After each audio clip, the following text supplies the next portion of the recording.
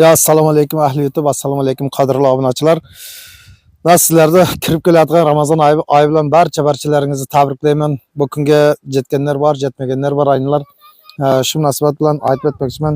Kimki qayerda bo'lsa ham jonlaringiz sog' bo'lsin, vaqtlaringiz xush bo'lsin. Doim xonadoningizda to'ylar bo'lsin, ayna prazniklar bo'lsin, to'ylaringizga xizmat qilishlik bizga o'xshagan bir yarimtaga nasib qilsin.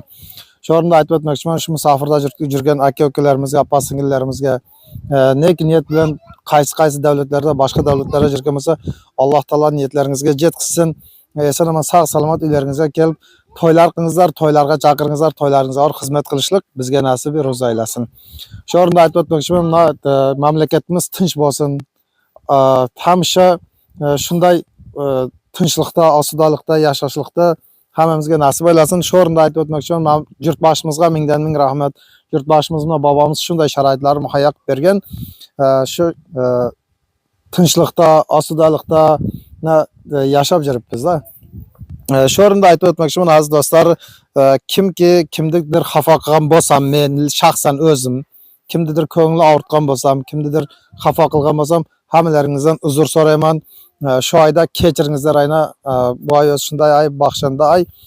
Kechiringizlar, birondan ko'ngilga azor bergan bo'lsam, birondan xafa qilgan bo'lsam, men kechirim so'rayman, uzr so'rayman hammadan. Keyin shu o'rinda aytib o'tmoqchiman, mening bir eski qo'shnim bor. O'zi birovning shotdan yashaydi ayna. Keyin vaqtda g'iybatchida g'iybat qilib yuradi. Shu g'iybatdan hech nima topmaydi. O'zi bir uradigan odam, yoshi mendan katta bo'ldi, xil yoshda bo'ldi. Shu 50 yoshda hali boshi tova qilib endi aytsam, tuyog'ini ayta beraman. Meniki ham g'iybat bo'lib ketmasin.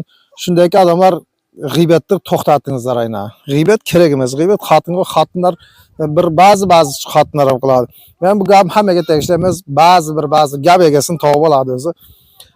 Shunday har kimni g'iybat qilguncha uning aytib ketsam, o'zini gapirib o'tsangiz, o'zining aybi muncha-muncha pashka o'jatir. Endi aybini aytib o'tirmak. Shunday ekan aziz do'stlar, men hozir o'zim bo'linib kelganman, boshqaga men bir eski qo'shnim bor-da, endi shu eski qo'shnim haqida gap ketyapti. Ol bir o'zi bir nima deydi, birovning shotdan yashab yurgan odam. Yana bunaqda jirib oladida, shu ikkalla bir bo'lsa, shu birovni g'iybat qiladi. Mana odab borib no'g'ajaman deydi, odab borib no'g'ajaman deydi. Shu aytib, shundayki bo'lmaylik. Shu Ramazon oyida ro'zalarimizni tutib nasib qilsa, halqa qilaq, nima deydi? Shu hamma narsa yaxshilikqa bo'lsin deydi. Yaxshilikqa bo'lsin deyman. Shu o'rinda aytib o'tmoqchimanki, shu kimki g'iybat qiladi, kim birovning gapini birovga tashlaydi-ku, shuni hech kim yoqtirmaydi. Ne odam yoqtiradi, ne uni Xudo yoqtiradi, ne hech kim yoqtirmaydi. Shuning uchun shu aytib o'tmoqchiman, kerak emas narsa.